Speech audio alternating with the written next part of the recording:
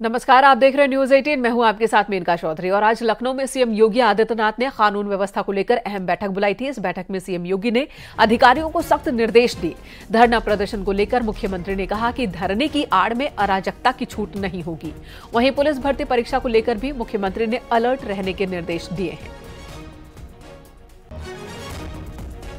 अगस्त महीने के आखिर में ही पुलिस भर्ती की परीक्षा होनी है। इससे पहले जब पुलिस भर्ती परीक्षा हुई थी तब पेपर लीक हो गया था, जिसकी वजह से फिर से परीक्षा की तारीखें अनाउंस की गई। और इस परीक्षा के मद्देनजर भी योगी आदित्यनाथ ने अधिकारियों को सख्त निर्देश दिया है कि अलर्ट पर रहिए, कहीं से भी पेपर लीक ना हो, किसी भी तरह की कोई गड़बड़ी नहीं होनी चाहिए।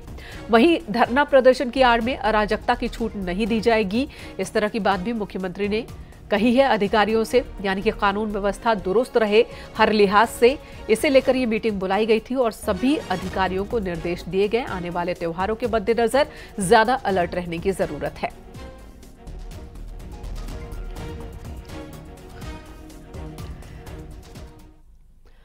भारतीय पुरुष हॉकी टीम ने ब्रॉन्ज मेडल मुकाबले में स्पेन को 2-1 से हराकर ओलंपिक में लगातार दूसरा ब्रॉन्ज मेडल जीता है। कप्तान हरमनप्रीत सिंह ने भारत के लिए दोनों गोल किए। भारतीय हॉकी टीम की शानदार जीत पर राष्ट्रपति, प्रधानमंत्री समेत देश के सभी नेताओं ने बधाई दी। पीएम मोदी ने भारतीय टीम से फोन पर बात की। वहीं देश भर में जश्न का माहौल है।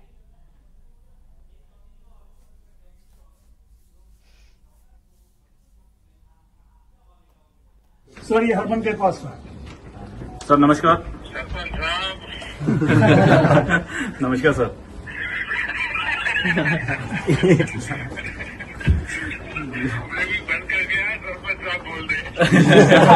नहीं, शुक्रिया sir, thank you sir, thank you ji sir. मैं आपको और पूरी टीम को बहुत बहुत बधाई। शुक्रिया सर, थैंक यू। बहुत भारत का नाम रोशन किया आपने। और आपको याद होगा मैंने टोक्यो में कहा था आपको जी सर कि आपने पराजय की पूरी श्रृंखला को तोड़ा है। जी सर। और अब आपके नेतृत्व में और आपकी पूरी टीम हर हर महादेव।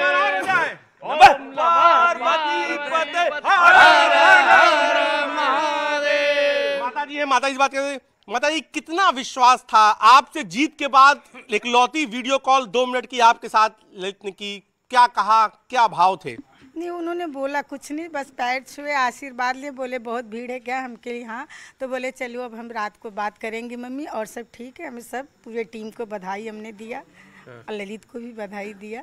क्या लगा तो मतलब ब्राउन आई, मतलब गोल्ड से निराशा भल तो क्या लगा उस समय की ब्राउन आई ब्राउन गोल्ड जैसा ही लो मन में विश्वास यही था। अच्छा। कि ब्राउन आ जाना चाहिए। अच्छा, ब्राउन आ जाना चाहिए। आज ये बच्चे वहाँ से खाली हाथ लौट के न आने पाए, नहीं तो उनका भी मनोबल टूटेगा। हम लोग को तो जो तकलीफ होगी, हम लोग से ज़्यादा तो उनको तकलीफ होगी कि इतनी बड़ी जर्नी उन्होंने तय की और खाली हाथ लौटे हैं विदेश से।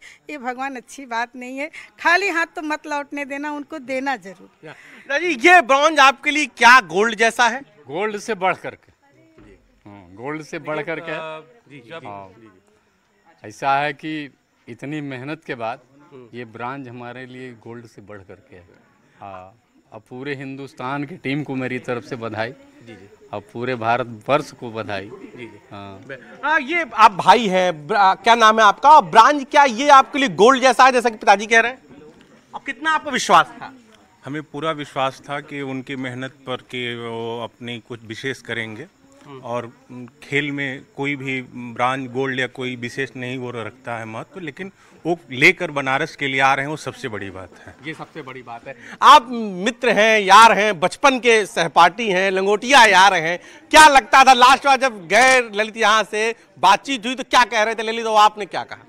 हमने उनको बस एक ही चाहा कि पार्टनर जा तो रहे हो, और बनारसी में बतियावा गुरु नहीं, हम उनसे कहली कि गुरु जाता हुआ यहाँ से। और ललित एक चीज बहुत अच्छा आदत हो कि जब भी वो कहीं बाहर से आवा लेनी आ तब बाबा विश्वनाथ का दर्शन जरूर करे जा लेन, और वहाँ बाबा का आशीर्वाद उनके लेके हमेशा बहुत ज्यादा उनके पर रहेला। कभी भी बाबा उनके खाली नहीं कैलन। और जब यहाँ से जात तो हम ये कहली कि पार्टनर जाता हुआ यहाँ से, लेकिन गुरु गोल्ड चाहिए, लेकिन हम नहीं आ पाल गोल्ड, लेकिन जो आया है वो गोल्ड से बढ़ के हो।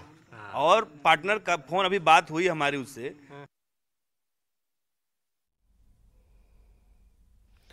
और अब चलिए बात कर लेते हैं वक्फ बोर्ड संशोधन विधेयक और उस पर आने वाली प्रतिक्रियाओं की। हिंदूवादी नेता साध्वी प्राची ने वक्फ बोर्ड को लेकर कहा कि बोर्ड की जमीन देश की सेना और बांग्लादेश के हिंदुओं को दे देनी चाहिए जिनके ऊपर वहां अत्याचार हो रहा है।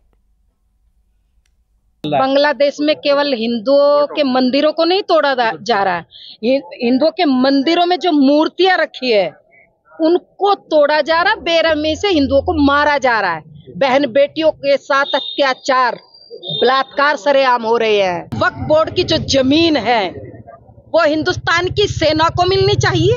बांग्लादेश के जो हिंदुओं के ऊपर अत्याचार हो रहे हैं वो जमीन वक्फ बोर्ड की जमीन बांग्लादेश के हिंदुओं को मिलनी चाहिए।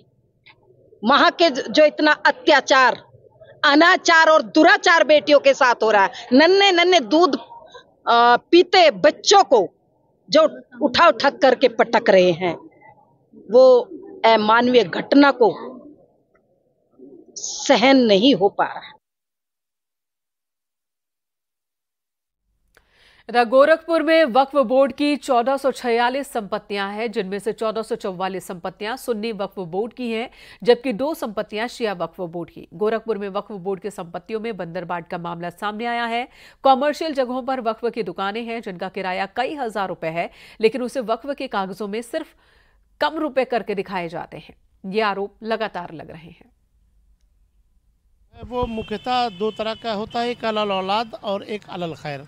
अलल औलाद में ये होता है कि वो पारिवारिक संपत्ति होती है, उसको वक्फ कर दिया जाता है ताकि वो बिक ना सके और उससे उस परिवार के आने वाली पुश्तों का जो है वो किफ़ालत हो सके, उनका लालन पालन हो सके।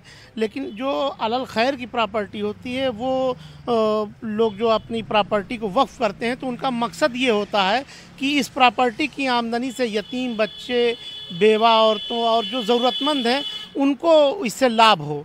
लेकिन हो रहा है इसके बिल्कुल बरक्स उल्टा। वक्फ बोर्ड ने जिन मतवलियों को केयरटेकर बना के रखा है वो मतवली अब अपनी मनमानी करने लगे हैं। गोरखपुर में भी वक्फ बोर्ड की बेशुमार संपत्तियां हैं। हालांकि यहाँ पे जो सुन्नी वक्फ बोर्ड है उसकी संपत्तियां अधिक हैं। 1444 संपत्तियां ऐसी हैं जो सुन्नी वक्फ बोर्ड की है और शिया वक्फ बोर्ड की सिर्फ 2 संपत्तियां यहाँ गोरखपुर में है। इस वक्त मैं जिस इलाके में खड़ा हूँ ये भी वक्फ बोर्ड की एक संपत्ति है और इसमें मदरसा चल रहा है, एक स्कूल चल रहा है, नीचे कमर्शियल उपयोग के लिए दुकानें चल रही हैं और इसके जो कमर्शियल उपयोग हो रहा है इसका जो पैसा जाता है वो मुतवल्ली के पास जाता है और मुतवल्ली ये तय करता है कि जो है किस तरीके से इसको खर्चा किया जाए। अगर हम वक्फ बोर्ड की नौइयत को समझे, वक्फ बोर्ड को समझे तो वक्फ की जो ज़मीनें होती हैं या वक्फ होता है वो 3 तरीके से होता है। एक होता है अलल खैर। अलल खैर में ये धार्मिक के कामों के लिए यूज होता है। अगर इसकी जो भी पैसा आएगा ये धार्मिक, इसका 100% पैसा धार्मिक के लिए चला जाएगा। सबसे बड़ी जो गोलमाल है, कमर्शियल जगहों पे वक्फ की ज़मीनें हैं, वहाँ पे दुकानें बन गई हैं, मॉल बन गया है, किराया कागज़ों में कुछ हज़ार दर्शाया जाता है या लाखों में जाता है और जो पैसा होता है वो वक्फ बोर्ड के लोग और मुतवल्ली मिलके गोलमाल करते हैं। तो इन सारी चीज़ों की विधिवत जाँच होनी चाहिए, इस पर कानून बने, इसके रोकथाम लगे। इसको लेकर लोगों की मांग भी है और इसमें सुधार की जो मांग है वो लगातार होती रही है। अखिल स्मरण के साथ रामगोपाल द्विवेदी, न्यूज़ 18 गोरखपुर। जौनपुर में महिला को जिंदा जलाने का आरोप है। मामला थाना सरपतहा क्षेत्र का है। आरोप है कि सोते वक्त महिला पर केरोसिन तेल डाला गया और भांजे ने उसे जिंदा जला दिया। महिला की हालत गंभीर होने पर उसे हायर सेंटर ले जाया गया। सूचना के बाद एसपी ने घटनास्थल का मुआयना भी किया। आरोपी भांजे पर गंभीर धाराओं में केस दर्ज हुआ है। वारदात के पीछे की वजह अब तक साफ नहीं है। कैसे गया वो? पछवाड़े का। हाँ, पे। क्यों किया वो? क्यों किया ऐसे? क्यों आप पे मतलब ये सब किया? क्यों तेल डाला, जलाया आपको? हम लड़के बतिया मत रहा। अच्छा, फिर शादी करे है। हाँ, हम लोग ना कर रहे। हाँ, और अगली खबर गोंडा से, जहां पीड़िता को धमकी मिल रही है। कुछ दिन पहले पुलिस ने लव जिहाद के आरोपी को जेल भेजा था। आरोप है कि आसिफ नाम का ये लड़का अपने ही गांव की हिंदू नाबालिग लड़की को बहला फुसलाकर अपने साथ ले गया था। रेप के बाद वीडियो भी बनाया था और ब्लैकमेल कर रहा था। नाबालिग लड़की को अगवा किए जाने की सूचना जब पुलिस को मिली तो पुलिस ने लड़की को बरामद कर लिया। आरोपी को जेल भेजा है। पीड़िता और उसके परिवार को आसिफ के घर वाले अब धमकियां दे रहे हैं और मामले में सुलह का दबाव बना रहे हैं। अब पीड़ित परिवार ने सुरक्षा की गुहार लगाई है। सूचना दी कि उसके नाबालिग पुत्री को उसी गांव के एक व्यक्ति बहला फुसलाकर भगा ले गया। इस सूचना पर थाना खरगोपुर पर सुसंगत धाराओं में अभियोग पंजीकृत किया गया और नाबालिग लड़की को सकुशल बरामद कर वापस परिजनों को सुपुर्द किया गया है। आरोपी मोहम्मद आसिफ को गिरफ्तार किया जाकर माननीय न्यायालय के समक्ष पेश किया जा चुका है। प्रकरण में अग्रिम विधिक कार्रवाई की जा रही है। बरेली में अचानक फायरिंग से पीएसी परिसर में हड़कंप मच गया। हेड कांस्टेबल सोबरन पाल के दो गोली लगी है। घायल हेड कांस्टेबल को इलाज के लिए अस्पताल ले जाया गया। हेड कांस्टेबल सोबरन पाल वार्षिक फायरिंग प्रैक्टिस के लिए गए थे। लौटते वक्त अचानक गन से फायर हो गया। के बाद वापस गाड़ी में बैठ रहे थे, उस दौरान एक्सीडेंटल फायरिंग से इनको 2 गोलियां लगी हैं। पेट में दोनों गोलियां लगी हैं। अभी उपचार के लिए इनको मैक्स हॉस्पिटल में लाया गया है। पहले जिला अस्पताल भेजा गया था, वहां से यहाँ रेफर किया गया है। मेरे द्वारा इनसे बातचीत की गई है। इन्होंने कंफर्म किया है कि एनुअल फायरिंग के लिए गए हुए थे और वहां से वापस जब निकल रहे थे उस टाइम एक्सीडेंटल फायरिंग के दौरान ये घटना घटित हुई है। अभी वो बातचीत कर रहे हैं और बढ़िया ट्रीटमेंट के लिए डॉक्टर से बात की गई है। अच्छे से अच्छा उपचार करा के और कोशिश करेंगे कि ये जल्दी से जल्दी स्वस्थ हो। खबर हापुड़ से पुलिस ने अवैध हथियार फैक्ट्री का खुलासा किया। फैक्ट्री चलाने वाले 2 आरोपियों को गिरफ्तार भी किया है। कब्जे से पुलिस ने 16 तमंचे, 6 जिंदा कारतूस बरामद किया। आरोपी बिलाल और गुड्डू ऑन डिमांड हथियार बनाते थे और सप्लाई करते थे। अमरोहा, मेरठ, बुलंदशहर में 5 से 7 हजार में तमंचा बेचा करते थे। लोगों के पास से तमंचे बरामद हुए और ये फैक्ट्री बरामद हुई है। इनके आपराधिक इतिहास की हम लोग छानबीन कर रहे हैं। साथ ही साथ ये तमंचे बन करके कहाँ पे बेचे जाते थे, अभी तक पूछताछ में जो पता चला 7-8 हज़ार रुपये में एक तमंचा बेचा जाता था। और अन्य इनके जो स्रोत हैं, कहाँ से ये जो बेचे जाते थे, किन किन जिलों में, उसका पता लगाया जा रहा है। अति शीघ्र इस पूरे एनेक्सस का जो पूरा भंडाफोड़ किया जाएगा। इधर शाहजहांपुर में पत्नी ने पति की ईंट से कूचकर हत्या कर दी। घरेलू विवाद में पति आए दिन पत्नी से मारपीट करता था। मामला हथौड़ा गांव का है। पुलिस ने आरोपी पत्नी को हिरासत में ले लिया है। शव को पोस्टमार्टम के लिए भेजा है। बलिराम जो जिनकी उम्र लगभग 40 वर्ष है, स्टेडियम में नौकरी करते थे प्राइवेट। आज पति पत्नी में किसी बात को लेकर झगड़ा हुआ है, जिसमें पत्नी द्वारा अपने पति पर ईंट से सिर पर वार किया गया, जिसकी अपने घर के दरवाजे पर ही मौत हो गई है। उसकी बॉडी पंचायतनामा के लिए यहाँ से भेजी जा रही है। पोस्टमार्टम करा के अग्रिम कार्रवाई की जाएगी। पत्नी को हिरासत में ले लिया गया है और पूछताछ की जा रही है। वाराणसी के स्वामीनाथ अखाड़े में नाग पंचमी पर अलग ही नजारा देखने को मिलेगा। नीदरलैंड के पहलवान हर्बर्ट और स्पेन के सेंटी भी अखाड़े में दंगल करते दिखेंगे। विदेशी पहलवानों के साथ देसी पहलवान प्रैक्टिस करते नजर आ रहे हैं। वैसे तो इस अखाड़े में लड़कियां भी दंगल करती हैं। यह अखाड़ा 450 साल पुराना है। इधर बड़े पहलवान जो कि यूपी और भारत देश को प्रतिनिधित्व कर चुके हैं, उनकी भी आपको कुश्ती देखने को मिलेगी। साथ ही साथ आपको यहाँ पर जोड़ी, गदा, नाल, मुगदर वगैरह के भी पहलवान अपने प्रतिभा दिखाते हुए दिखाई पड़ेंगे। विदेशी भी एक हैं? बिल्कुल हाँ, हमारे पास विदेश से भी आए हुए पहलवान हैं और इस खेल को प्रमोट करने वाले में भी हैं। फ्लोमिन डचमैन जिनका नाम हर्बर्ट है और वो नीदरलैंड से हैं, वो भी होंगे यहाँ पर। शाहजहांपुर में पत्नी ने पति की ईंट से कूचकर हत्या कर दी। घरेलू विवाद में पति आए दिन पत्नी को परेशान करता था और इसी मामले में पत्नी ने गुस्से में आकर और परेशान होकर पति की हत्या कर दी है। फिलहाल पत्नी को हिरासत में ले लिया गया है। शव को पोस्टमार्टम के लिए भेजा गया है। पति सत्यपाल और पत्नी गायत्री देवी के बीच घरेलू विवाद हुआ करता था। इस विवाद में पति ने पत्नी की लाठी डंडों से कई बार पिटाई की थी। पत्नी की पिटाई के दौरान ही गुस्से में आकर पत्नी ने पति की ईंट से हमला कर हत्या कर दी। बलिराम जो जिनकी उम्र लगभग 40 वर्ष है, स्टेडियम में नौकरी करते थे प्राइवेट। आज पति पत्नी में किसी बात को लेकर झगड़ा हुआ है, जिसमें पत्नी द्वारा अपने पति पर ईंट से सिर पर वार किया गया, इसकी अपने दरवाजे, घर के दरवाजे पर ही मौत हो गई है। इसकी बॉडी पंचायतनामा के लिए यहाँ से भेजी जा रही है, पोस्टमार्टम करा के अग्रिम कार्रवाई की जाएगी। पत्नी को हिरासत में ले लिया गया है और पूछताछ की जा रही है। सीतापुर में कच्ची दीवार गिरने से लड़के की मौत हो गई। हादसे में एक लड़का जख्मी भी हुआ है। घटना इमलिया सुल्तानपुर की है। घर की कच्ची दीवार तोड़ते वक्त यह हादसा हुआ।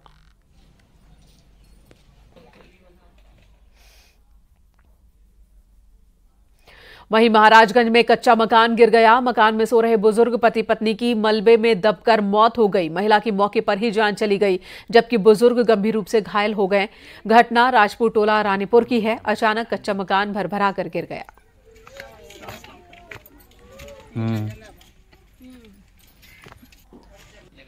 तो ये दो तस्वीरें आपके सामने, सीतापुर और महाराजगंज। मानसून के दौरान बारिश की वजह से कच्चे मकान इसी तरह से कई बार गिर जाते हैं, हादसे में जान भी जाती है। सीतापुर और महाराजगंज की ये तस्वीर हम आपको दिखा रहे हैं। सीतापुर में कच्ची दीवार गिरने से एक लड़के की जान चली गई। महाराजगंज में कच्चा मकान अचानक ही गिर गया और मलबे में दबकर एक महिला की मौत हो गई।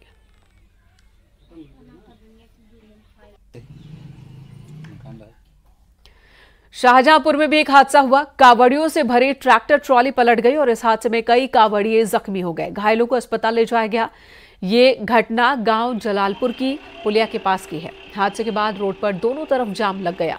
मौके पर पहुंची पुलिस ने जेसीबी की मदद से ट्रैक्टर ट्रॉली को रास्ते से हटाया। बताया जा रहा है कि ट्रैक्टर ट्रॉली सवार कावड़िए शिव मंदिर से जलाभिषेक कर लौट रहे थे। तो शाहजहांपुर में हादसा, ट्रैक्टर ट्रॉली पलट गई जिसे जेसीबी की मदद से सड़क से हटाया गया और इस हादसे की वजह से काफी देर तक यहां पर जाम लगा रहा। कई कावड़िए जो ट्रैक्टर ट्रॉली पर सवार थे वो जख्मी हो गए।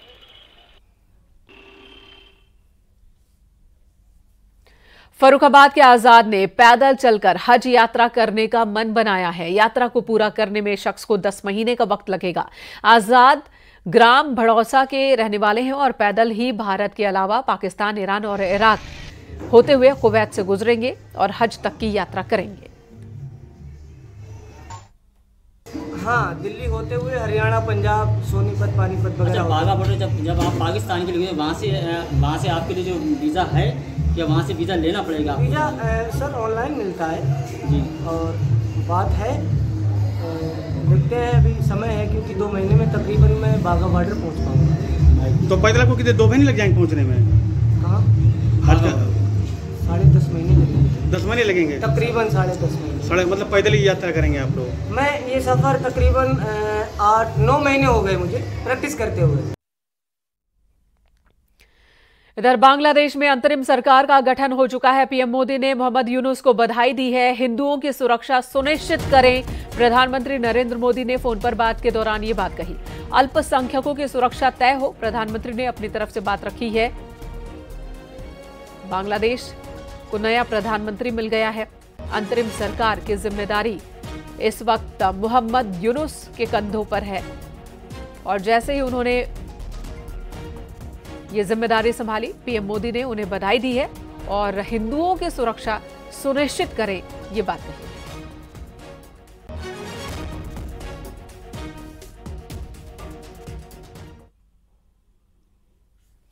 इधर आगरा में 2 लड़कों में मामूली बात पर झगड़ा हो गया। विवाद इतना बढ़ गया कि मारपीट होने लगी और मारपीट के दौरान एक लड़का नहर में जा गिरा जिससे उसकी मौत हो गई। मौत से नाराज लोगों ने रोड जाम किया। पुलिस ने लोगों को समझाया, शांत कराया और शव को पोस्टमार्टम के लिए भेजा। राजपुर चुंगी का ये मामला है। थाना सदर स्थित राजपुर चुंगी में एक व्यक्ति के तालाब में गिरने की सूचना प्राप्त हुई। इस सूचना पर जब थाना सदर पुलिस मौके पर पहुंची तो ज्ञात हुआ कि 2 व्यक्तियों के बीच आपस में विवाद हो रहा था, जिसमें दोनों तालाब में गिर गए थे। एक व्यक्ति की डूबने के कारण मृत्यु हो गई। डूबे हुए व्यक्ति को बाहर निकालकर बाद पंचायतनामा की कार्रवाई की पोस्टमार्टम हेतु मोर्चरी भेजा गया। अग्रिम विधिक कार्रवाई इसमें की जाए। इधर बिजनौर में एक लड़के का तमंचा लहराते हुए वीडियो वायरल हो रहा है। पुलिस ने लड़के को गिरफ्तार किया। नूरपुर थाना क्षेत्र का ये मामला है। नशे में धुत लड़के का वीडियो वायरल हुआ था। स्योहरा चौक के पास से इसकी गिरफ्तारी की गई है। आरोपी के पास से एक तमंचा, 2 जिंदा कारतूस और बाइक बरामद की गई है। इस सूचना पर स्थानीय पुलिस ने तत्काल तत्परता दिखाते हुए मौके पर वहां जाकर चेकिंग किया तो बियर शॉप के पास एक व्यक्ति संदिग्ध अवस्था में मिला। उसकी तलाशी की गई तो उससे एक अदद तमंचा, 315 बोर, 2 जिंदा कारतूस और एक मोटरसाइकिल बरामद हुई। पूछताछ करने पर उस व्यक्ति ने अपना नाम सुमित चौहान सनाब चरण सिंह निवासी अमूर मखदूमपुर थाना शिवाला कला बताया। उसकी मौके से गिरफ्तारी की गई। उसके द्वारा ये तमंचा कहां से लिया गया, इसके स्रोत के बारे में भी जानकारी की जा रही है। अन्य विधिक कार्रवाई प्रचलित है। इधर सीतापुर में राज्य मंत्री दिनेश प्रताप सिंह ने मंडी का निरीक्षण किया और इस दौरान मंत्री अतिक्रमण देखकर नाराज हो गए। मंडी सचिव को उन्होंने फटकार लगाई। किसान विश्राम गृह में कब्जा को लेकर भी नाराजगी जाहिर की। तो पूर्व में सब बना हुआ, काफी पुरानी मंडी। पूर्व में तो आप आए तो हटवाना चाहिए ना, आपने क्यों नहीं किया? स्टोर किसी दूसरे के घर में स्टोर बनाने का राइट है तुमको। लाइट जला दो। कोई दूसरा रह रहा है यहाँ? नहीं सर, एक्चुअली यहाँ स्टाफ के लिए नहीं है, तो सर जो वाटरमैन वगैरह हैं वो लोग सर रहते हैं यहाँ। इसका तो प्रस्ताव भेजा है। कहाँ स्टोर है? किसानों की चीज, किसानों के लिए बनाए गए विश्राम गृह में आप कब्जा कराए बैठे हुए हो और बता रहे हो कि जो है प्रस्ताव गया है। इसमें क्या दिक्कत है यार? अगर किसानों के लिए रहे उपयोग तो मैं लिखूंगा आप अवैध अतिक्रमण कराने में दोषी हो। उन्नाव में भारी बारिश हुई। बारिश से घर, दुकान, स्कूल, अस्पताल, सड़कों पर पानी भर गया। डीएम आवास परिसर में भी पानी भर गया। पूरा शहर जाम की चपेट में रहा। घर के सामने पानी होने की वजह से लोग अपने घरों में ही कैद हो गए। बारिश ने नगर पालिका परिषद की पोल खोलकर रख दी। विशंबर दयालु मार्केट भी जलमग्न हो गया। ये तस्वीरें आप देख रहे हैं उन्नाव की। हर तरफ पानी ही पानी थोड़े वक्त की बारिश में।